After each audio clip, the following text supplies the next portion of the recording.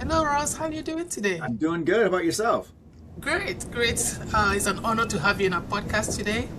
So, viewers, welcome to our podcast. This is where leaders talk about innovation, personal growth, transformation comes together through powerful conversation with today's most forward-thinking leaders and experts. In our podcast, we are joined by a very important guest named Ross Anderson, founder of Be Better Research and Technology, creator of Infinite Process, and a thought leader in neuroscience, subconscious behavior, and human performance. Ross and his company focus on helping people understand how mind works, how subconscious habit shapes our life, and how technology like Metacognitive Modulation and M2 can help individuals consciously reprogram behavior for a long-term transformation.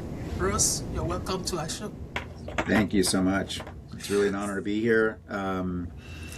Like I was saying before before we started recording, it's so important that no matter what your position is, Yeah. that you're constantly, learning and staying in touch with what's actually going on, Yeah. not just in your industry, but actually in the world as well, because it all is so interconnected. Yeah. And and I was at a conference yesterday, and talking with people that are so out there as far as where most of us think of, okay, what am I going to do next month? What am I going to do in 6 months? Oh, this is my 1 year goal, and not realizing that the people that they're up against have 10 and 20-year goals, and they're the ones that are going to lead the pack. So Yes. we need to stay in touch with these other thought leaders, Yeah. and somewhat follow their lead, not duplicate them. I don't believe in actually duplicating, but you can model some of the behavior, model some of the ideas that are coming out, because they're the ones who have the ability to institute these ideas and make and change the culture, and we can talk about technology and looking at what has happened with technology. So years ago, I'm going to date myself, but it was years ago. I was working for a man who used to be in the banking business. He's the vice president of Seafirst Bank here in Seattle, and very nice man, very, very nice man. And all of his buddies used to come in, and I was actually working in a hotel. And his friends would come in for lunch, and they'd all have lunch and all kind of stuff. And they were so nice, Yeah. and they were talking to me. And I'm really dating myself. This was 40 some years ago, and and I'm just like, what's new? I'm just a punk kid at the time. It's like, what's new, guys? And one of them looks at me and he goes, well, money's new. And I'm like, money's not new. He goes, money's becoming new. And I'm like, I don't know, what does that mean? I'm just like, that just went right over my head. And he goes, think about this for just a moment. Just imagine that you go to a gas station, and right now, what do? You pull up, you walk into the place, say, $20 on pump one, and he goes, pretty soon you're not going to walk into that gas station anymore. You're just going to slide a card into the actual pump itself and just pay for it. You're going to be able to send your brother, or a friend. You're just going to, have a device and just, point money. You're just going to send money to them electronically. And I'm just like, yeah, right. And it was probably 8, maybe 10 years later, and I was at a gas station putting my card in that pump, and it just hit me. And I'm just like, these guys knew I was going to do this 10 years ago. And that moment at that gas station, I went, I am so ill-informed. Not misinformed, because I wasn't informed wrongly. It's just like, I just didn't know what I didn't know. Yeah. And that kind of started me on a path of wanting to know because I'm very curious anyhow, but wanting to know why things work and where the direction that things are going. So imagine now, now we have, technology that is, almost magic, to somebody 40 years ago, it is magic. Yeah. So it's just like, all right, so these guys know all this stuff now, but they're already working on 20 years from now. They've already got it planned, and they're slowly just nudging everybody in that direction. And I don't mean this in a evil conspiracy, Dr. No kind of a thing. It's just, this is the direction that these people are taking us. And so we need to understand, how the people who are leading society, how they think in the direction that they want to go, and create for ourselves kind of our own internal sensor. Yeah. Okay. To where we can kind of get through all the misinformation and all the exaggerated stuff and the doom and gloom and say, well, really, what's at the surface of all of this? And when I was in the seminar business, my partner Gary and I, we both met 17 years ago at a seminar. And we both had come to the same conclusion doing this work, so that we'd look at this pattern that was developing in the seminar business. And I'm like, why do these people just keep coming back for the same seminar? And we just kind of thought about it, and we're like, well, because most of these are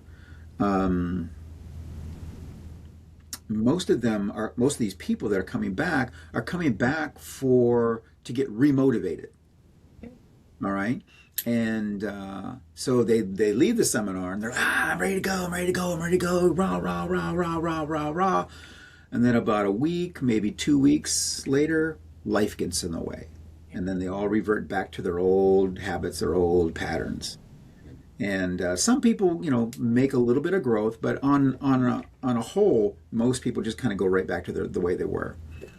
And that's kind of what started us on our path of like, well, wonder if the seminar can come with them. Yeah. Ross, let me stop you there, because I want to set the structure of the. I'm already sold. No problem. No problem. So, I just want to set the structure of the podcast.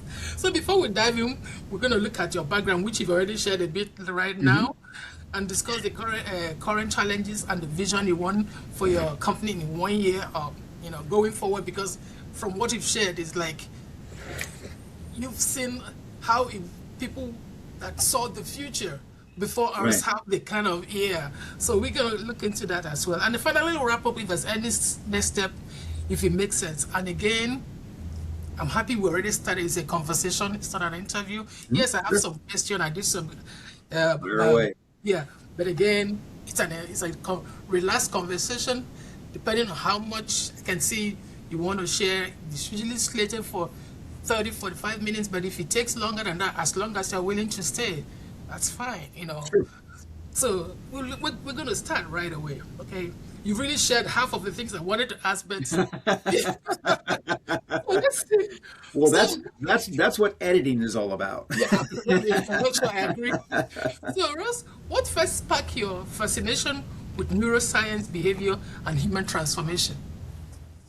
Oh boy, what first did it? Yeah.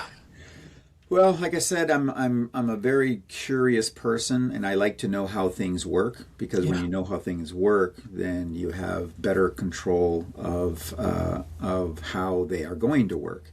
Yeah. And I think when I really got into this, it was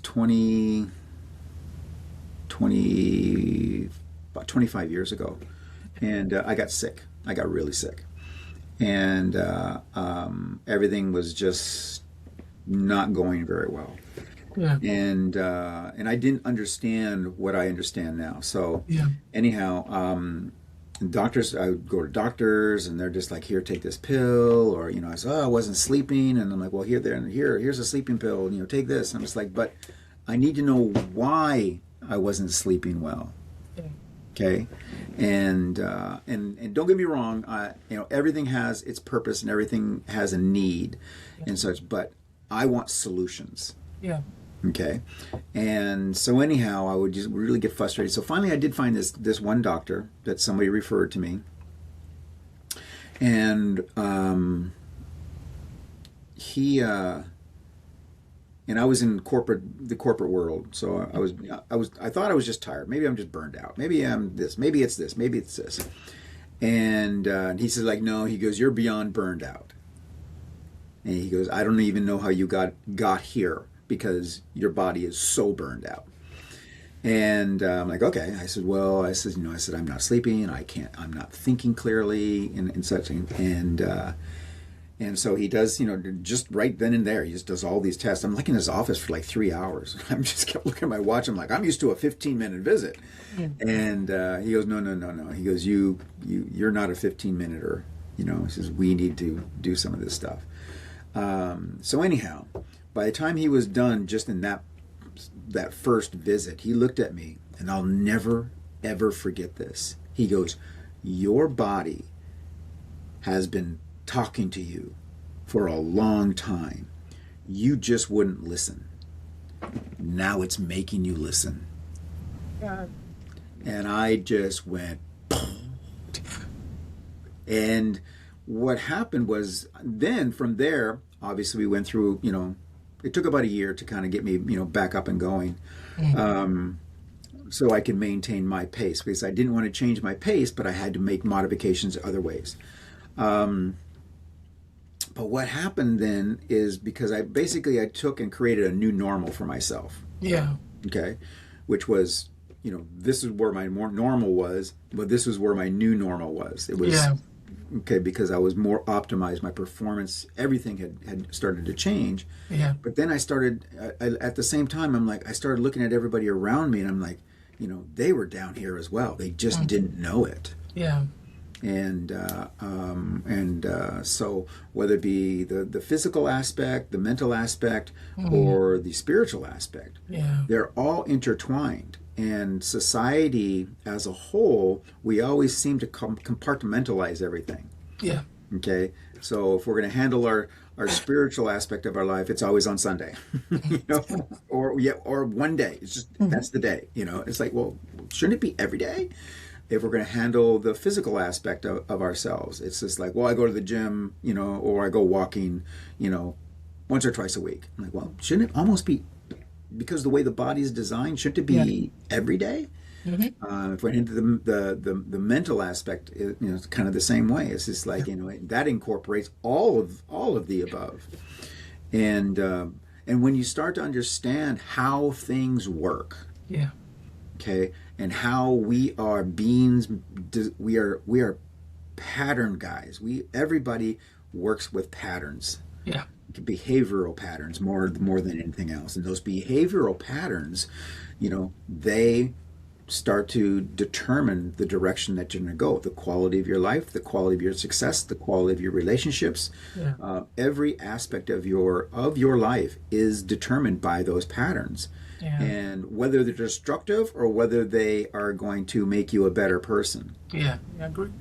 And in order for those changes to happen, we have to get past the idea of, I don't like change. Like, what do you want to change? Yes. Well, then we have to do this. Well, I don't want to change. I understand that. Because we just keep going back, and we keep going back to those original patterns. So they basically, it's like having a brand new computer. Oh, I got a brand new computer, but how come it's not performing any better? Because you uploaded the same operating system from 10 years ago. Oh, yeah. Okay, so that operating system needs to be upgraded along with the hardware of your computer. Makes sense. All right. So, was there any defining moment where you realized most people are unconsciously programmed by habits and patterns? Is there a moment? Yeah. Well, kind of. What I found was, I learned a lot from my employees, and again, it's that pattern. When you start to learn to recognize the patterns, not just in an individual, you can see those patterns in a group, in a society. And when you start to see those, that's how you know that that people have been conditioned. Now, again, I can date myself because a lot of people, the younger generations who have grown up with computers and they've grown up with social media and such like that, they behave so differently than the generations before them. Yeah. And when you can step back, and when I say step back, it's like taking a it's like taking a 30,000 foot view of everything.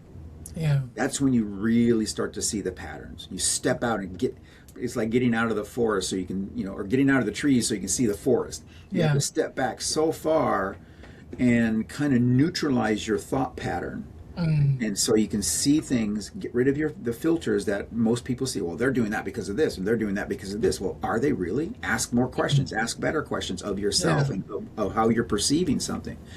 And then, a person still has to say, I don't understand why this keeps happening to me. Yeah. I'm like, well, yes, you do. And if you don't, then let me help you see things. Yeah. Okay. And then and it's an inward, looking inward, and sometimes we just don't like what we see. Yeah. It's true. Okay. And my partner Gary, we both came to the same conclusion separately. But that's actually kind of what bond us together as a team to come up with a solution, and that's where the infinity process came from. Yeah. Awesome. Yeah. You talk about metacognitive modulation. What does that actually mean in practical terms? In practical terms, it's kind of, so our systems, everything that we have is a blending of a lot of different change technologies.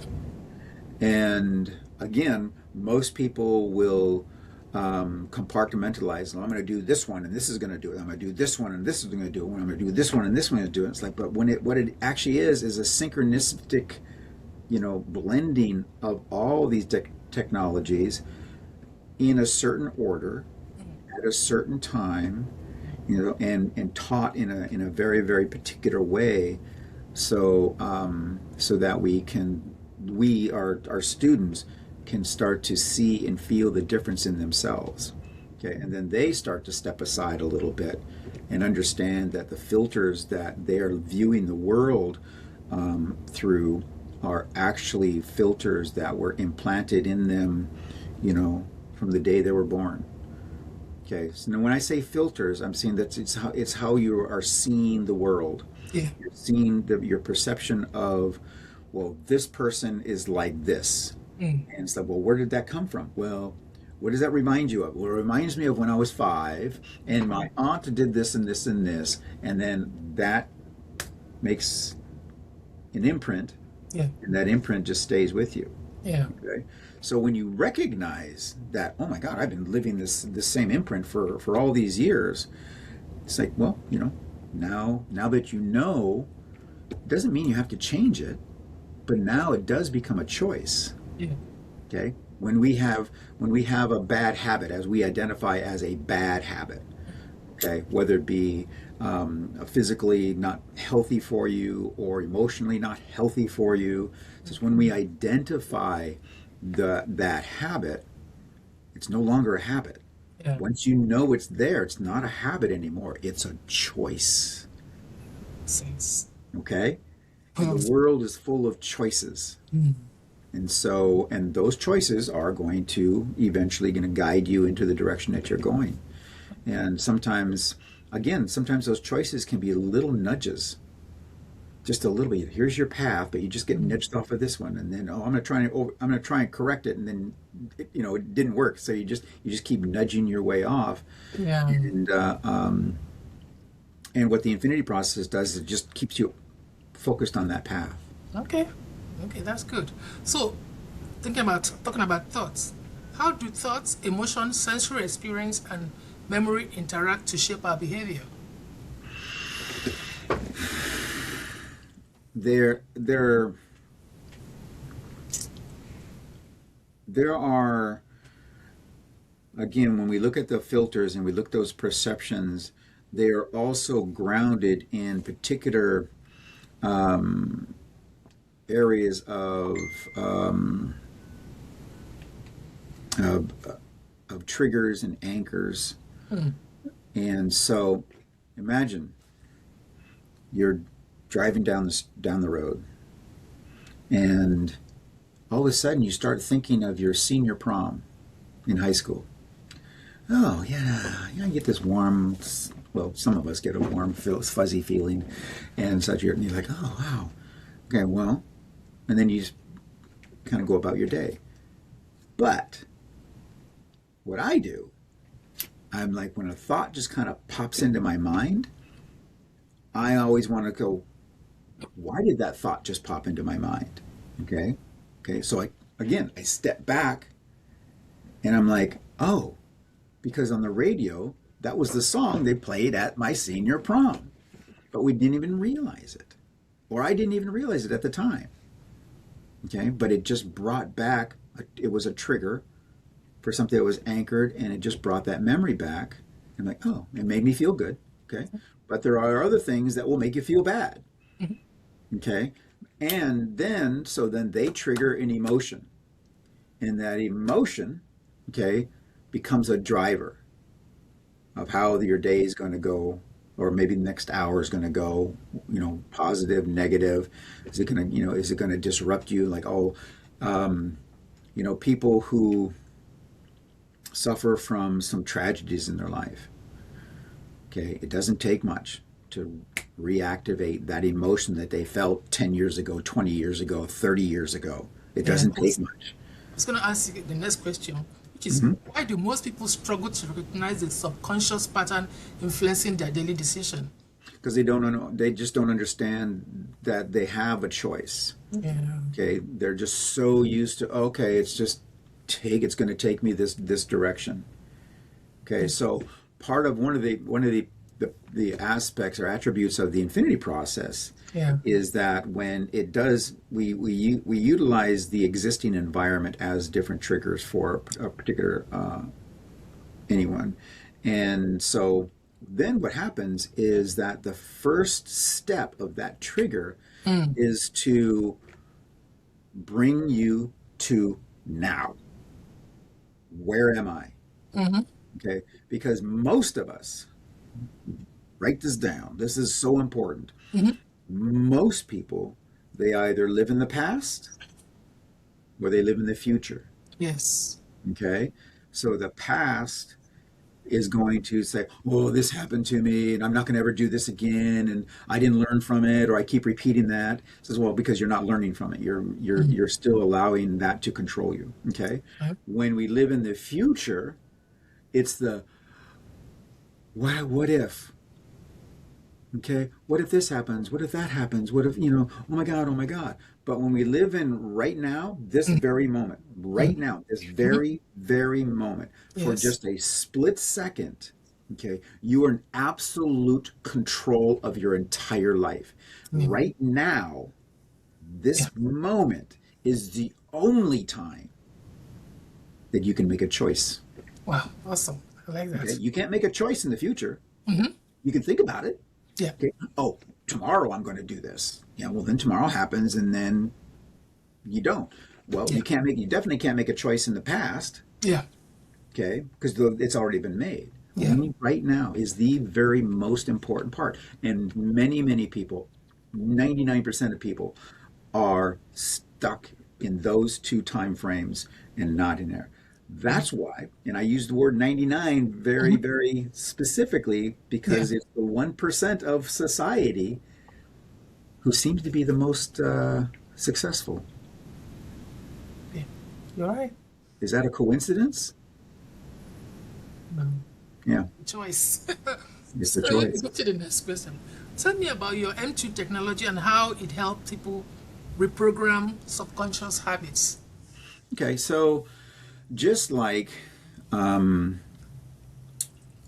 just like bad habits, for the lack of a better term, um, constantly are recurring and recurring. Okay, they become.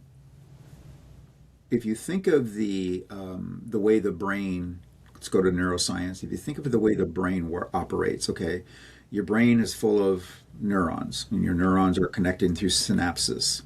So if I constantly am thinking of, well, let's think about a piano. No, let's think of, I'm going to use a perfect example, is they did this study of a brain study in London. And what they did is they did imaging of taxi drivers' brains. Okay? Yeah. And they found that there was two different types of images that were appearing. You had the images of the taxi drivers who memorized all the streets, okay, and they knew everything. They knew everything about this street goes here, this is going to be the best traffic is, this is going to be the fastest way, and so it's like that. They had a larger section of their brain was larger than an average person, Yeah. okay, because it had to build more neurons Yeah. to make them so good, as opposed to the taxi drivers who use GPS. The brain wasn't forced to grow. It actually became smaller and smaller because it didn't need to grow Yeah. and such. So what happens is that when I don't have it with me, but if you think of let's say this is a neuron. My pinky's a neuron, okay, and if I continue to use this particular neuron for a particular thought, okay, then that neuron's going to get a little bit bigger. Yeah. And I'm going to continue to use that neuron, then it's going to get a little bit bigger. And then it's going to get a little bit bigger, and then it's going to be like this. Okay. It's going to be nice and thick. Okay. I take off my shoes and show you my toes, my big toe, but we won't do that right now. No, I That's know. for another one.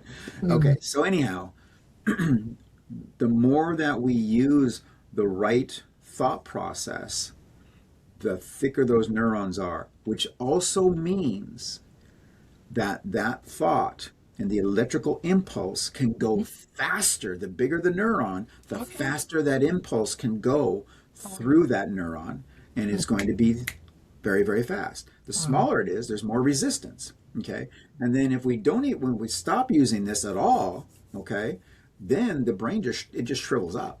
It just goes away. Okay, and that's called the process called pruning that the brain goes through on a nightly basis. Wow.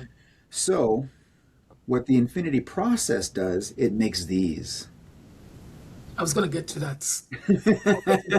Let me don't just take it easy with me.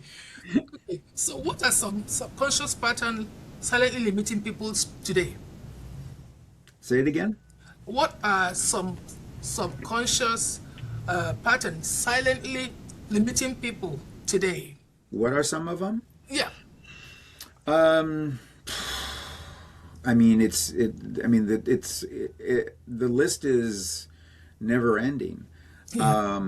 So fear is going to be a pattern. Fear of success, Yeah. fear of failure, fear of public speaking, fear of trying new things. These are subconscious patterns that continue. I'll tell you this really. It might be a little bit off the cuff, but I got divorced, and then I was a single dad of two kids, and so I started, eventually I started starting to start dating again and such, and I was not having very much luck with this, and my daughter, she's 16 years old. She just looked at me and she goes, "You have a type." And I'm like, "What?" She goes, "You have a type." And I'm like, "What do you mean I have a type?" She goes, "You do this for a living and you don't know?" And I'm like, "Okay, this is going to be a lecture." And she goes, "You have a type and you keep going out with the same type of woman, okay, personality traits and things like that." And she goes, "And each time it fails." And I'm just like, "Oh my gosh, she was right." But I needed her to tell me. I needed someone else to tell me because I was so deep in the forest that I couldn't see anything. Okay, I didn't see that pattern in myself. That's why coaching is so important for people, to have a third party out here that can see the whole picture. Right. So these are things, these patterns that we're just not really even aware of. They are the things that are controlling it. Now, from there, people go, "Well, where did I learn these patterns?" We call those sentinels. Sentinels are the people in your life that will or can create those patterns, instill those patterns in you. So, for example, people who have low self-esteem, okay? When I run into someone like that, I'm just like, okay, when was the first time someone told you that you're not worthy, that you're not worth it? Where were you? Generally, if we can locate where they were on planet Earth. Oh, I remember. I was in my bedroom in my house, and my mom walked in and said this and this and this and this. Or I was in the school and I was in art class, and the teacher said that my artwork was terrible and I'll never be a successful artist. Yeah. Okay. And that imprinted. Yeah. Okay. And we have sentinels now. We have a whole assortment of different types of sentinels. You have sentinels who think that they're helping you. Yeah. You have sentinels that are jealous of your success. You have sentinels who love you. We have sentinels who don't want you to do better than they did. Yeah, I know. Okay, all of these different sentinels.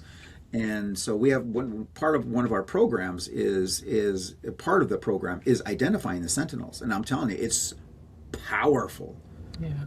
And such, and people our students will I'll just be getting texts on my phone, "Found another sentinel."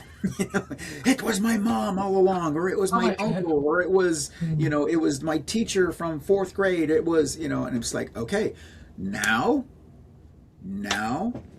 you have a choice. Yeah.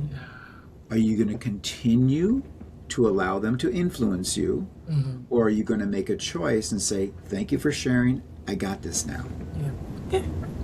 Let's go to the infinite process, because I already you developed something called the infinite process by combining NLP, emotional freedom technique, hypnotherapy, and behavioral science. What makes this approach unique? Oh, goodness. Well, so it's what I was saying earlier is that people are constantly looking for motivation. Even nowadays, it's even worse because they're constantly looking for that dopamine hit. Yeah. So the thing about the infinity process that makes it so amazing is that it's not external. It's completely internal. Wow. Okay? So most people are like, "Oh, I need an app." And it's like, no, you don't need an app. Okay? You can be in the middle of nowhere, no phone signal, no electricity, no nothing, and the infinity process works because it's in here. It's installed in here. And what activates the infinity process is, so let's say, for example, I'm walking down the street. I'm on downtown New York. We'll use that as an example. That's one of the and my subconscious, because we've instilled the infinity process and such, sees the number 0 on a sign. Could be 50, but it's just 0. They see 0. immediately the infinity process is going to go, number 0, I think like a hero. I am what I think, and I think like a hero. Boom, motivation. Okay, now my behavior is going to change. Now I'm going to stop for just a moment, for just a split second, and realize, where am I? Oh, I'm in the now. Now I have a choice. Okay, now I can choose to go this way, or I can choose to go this way. I have one of our students, she calls me up right after she had a bad car accident. And she goes, I was on my way to a seminar, and this lady did this and this and this, and she pulled into my lane, and she kind of sideswiped me, and it threw me off, and I hit this car, and I hit that car, and it's just like, and I'm just like, are you okay? She goes, you don't understand. And I'm like, what? She goes, I am what I think, and I think like a hero. And so she took on the identity, okay, her identity of what a hero is, how a hero behaves, how a hero handles a situation, and such. Wow. She goes, I took total control. She did not become the victim. Heroes are not victims. So, yeah. That's the power of the infinity process. And there's 10 different triggers within. There's actually, when you really do the number on it, there's over 1 billion different responses that can be handled through it. It sounds a little bit overwhelming, and that's like the advanced users. But it becomes a language from your environment that is constantly motivating you and keeping you moving forward in the right direction. Keeps you on track, keeps you in control, keeps you asking the questions. Why did I think that? Why am I going this direction? What am I doing? How can I be? Where am I? Yeah. Okay, let's go to the next one. So what does learning once, live it forever means to you?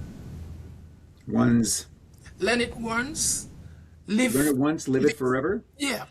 Well, that is the infinity process. So it's not, like I said, once we install it, okay, subconsciously, it's not like we install it, but it's a person learns it.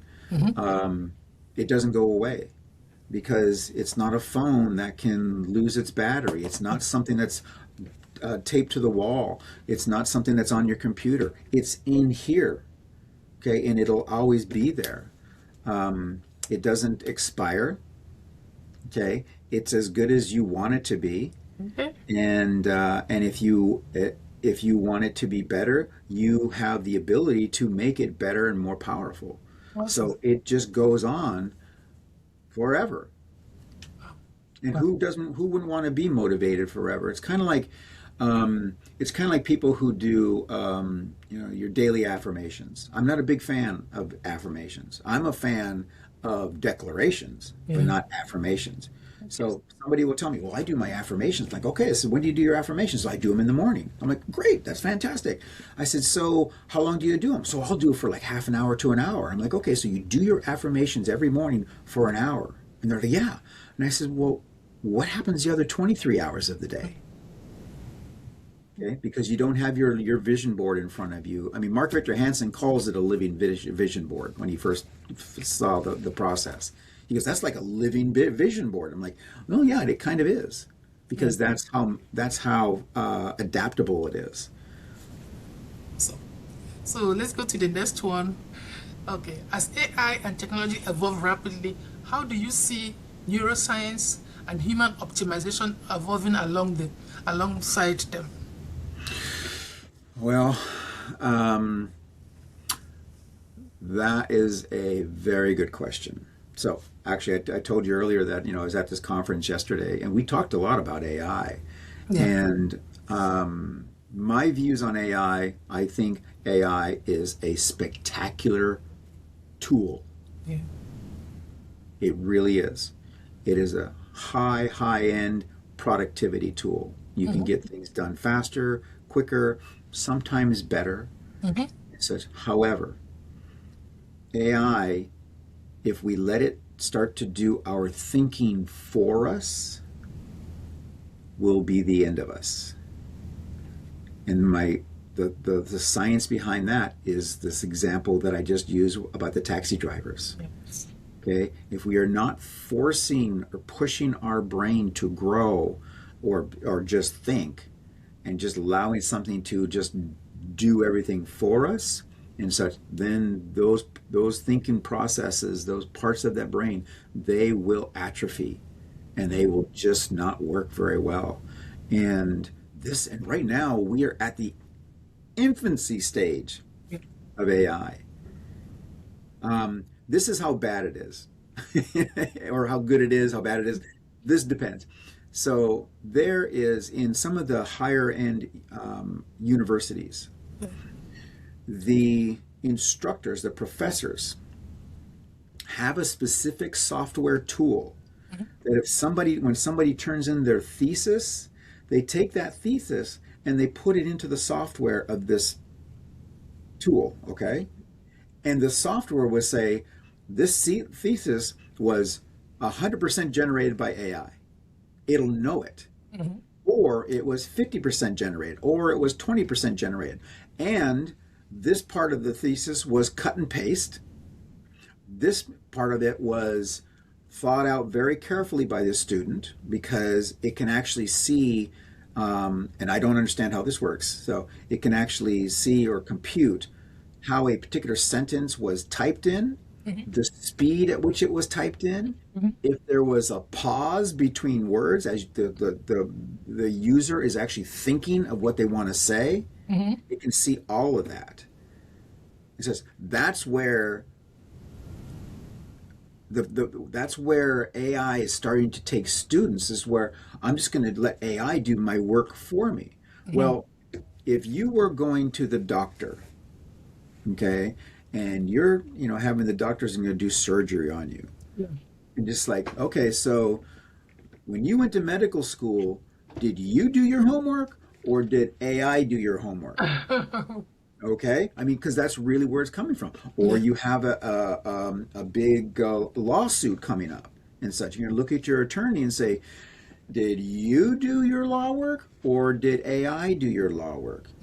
Okay, because one or the other, this is where it can go. If AI did the work, then during the operation, okay, the doctor is not going to be able to think as fast, because he never did the work. So, yeah. See what I mean? So I think you've even answered the next question, but let me go ahead and ask it. How Sure. important will emotional regulation and mental adaptability become in future? I mean, it's imperative. It's incredibly imperative. Yeah.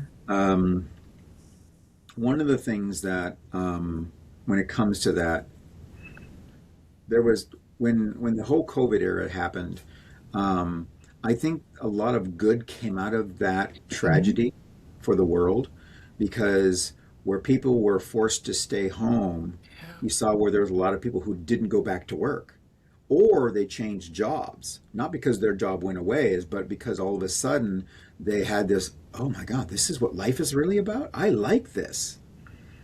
Okay, so there was that kind of that enlightened moment there where people were like, this is really, really good. I want more of this. I don't want to live for work. I want to work to live. Yeah. They reduced they reduced their no, they didn't reduce.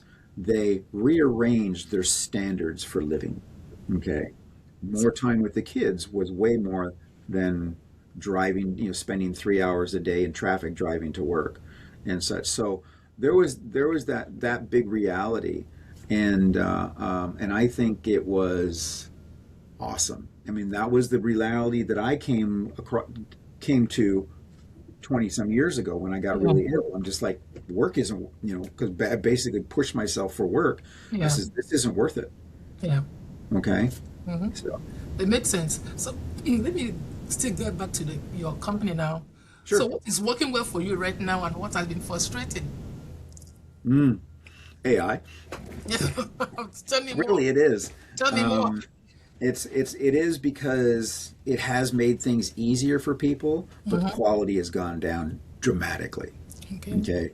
When it comes to the aspect of, again, where people are, well, AI wrote this for me, they don't even proofread it anymore. Yeah. And so the quality has gone down tremendously. And and so in my arena, then what that does is it makes things people more leery. Oh, I tried that and it didn't work. The guy that he wrote all this fancy stuff, and or she wrote all this fancy stuff, and they really didn't know what they were talking about. And it's like, well, yeah, because they didn't put the work in. They don't understand it. My partner Gary, he's a retired hypnotherapist.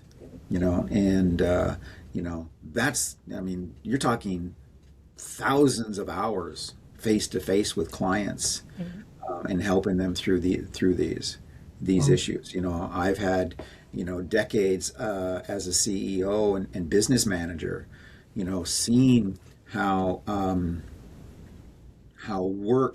the work ethic, although is important and such, has driven people into the ground. And then when they're in the ground, or they're not worth it anymore, they're just thrown away. Wow. And such. So there's a balance. We need to find that balance. And when it comes to that balance, we always like to think of things as keeping things as an imbalance, leaning just a little bit more to the growth aspect. If you go into balance, you become complacent. It says, but if you have it just a little bit of out of balance, but that out of balance is actually pushing you to be better, so that's the spot. Awesome. So how do you measure success in your company right now? Or in your In my practice? company, Yeah, in your practice, yeah. How do you measure success? kind of what I just said, really. When Gary and I, decided to do this, we both said, how successful do we want to be? Yeah. Okay, and we measured that success by listening to other people who were, trying to say, be successful, be successful. I haven't been home in 40 weeks, or I've, and such. And I'm just like, that's not success. Yeah. That is not success. So everybody has to gauge it for their own likes. If money is more important than your children, than your relationships, than your health, then fine, that's your choice. But you do have a choice. Yeah. Okay? And so, he and I, we communicate, we live in different cities. So we live in different countries. He's in Canada and I'm in the States. So, but we communicate. Well, we just had a call this morning, but we are on a conference call 4 to 5 days a week. So, Discussing things, yeah. always saying, when an opportunity comes up, it's just like, well, you want to do this? And, we both are gauging, well, do we really want to commit ourselves to that much work? Okay. And that's our call. Okay, so our standard, we want to be very successful and such, but we have to understand that that level can come at a price. Yes. Okay. Yeah. So I remember a good example, and I learned this a long time ago. So I live in Seattle. Most of my family is in Minnesota, and I went to visit my brother. And all of my family, we all kind of converged on his place. And one of my cousins came up to me and she looks at me, she goes, who died? And I'm like, I don't know. Who died? What do you mean? And she goes, well, the only time we see you is when somebody dies. Bam. I mean, I was laid out. I'm just like, oh my God. And at that moment, I was crushed. Okay, not by what she said, but the fact that it was true. Okay, and at that moment, I made a commitment to my wife. And I says, this will never happen again. That I have put everything ahead of my family, not just my immediate family, but my extended family. And I told her, I says, and I need you, because I was a workaholic. Yeah. I'm, absolutely. And I told her, I says, you have the carte blanche to put me in my place. and Okay. such. And that was 20 some years ago. Yeah. And I've maintained that, Okay. but I will never forget that feeling. Yeah. Okay, let's go to the next question. So Sure. where do you want your company to be in the next 1 year? Or do you have any, you know, plan for next 1 year? Where do you want it to Well, be? so the next phase of our company is to actually franchise out the infinity process. Okay. Okay, teaching other coaches and therapists themselves how to integrate it into their business, not their lives per se, their business, so that they can be teaching it. Because one of the things that we built into it is the fact that it has a lot of versatility. So we have one of our students right now is in the health business. So helping other women, you know, be healthy, stay healthy, and such like that. So she's modifying the infinity process to help hit her clients. Okay. So it's very, very customized specifically for her. And we help it, we help her do it. It's okay, we do it like this. No, don't go like that. Switch this here. And so that's kind of the direction that we want to go. Yeah. So And, is there any KPIs you have in place to make sure that the franchise actually come to fruition or to the stage you want it to be? to be honest with you, no, not at this point. Not here. Okay. Okay, let me ask you again. So if you had a magic wand to fix just one thing that is holding you back or slowing you down, what would that one thing be? Time. Yeah. There is, as I said, I went to this conference yesterday, and my brain was full when I left. I'm driving home, and I'm thinking of everything that this billionaire was telling me, and I'm just like, okay, because even he said, he goes, my only limitation is time.